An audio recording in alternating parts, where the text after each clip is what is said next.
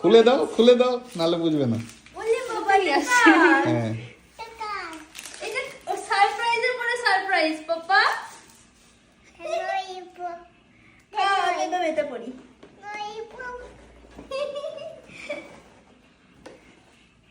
এটা ঠিক লাগছে এবারে? হ্যাঁ পারফেক্ট।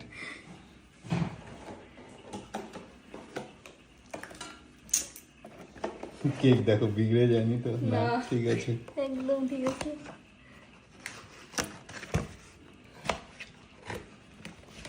ওকে। আচ্ছা, কেকটা কার পছন্দে আনা?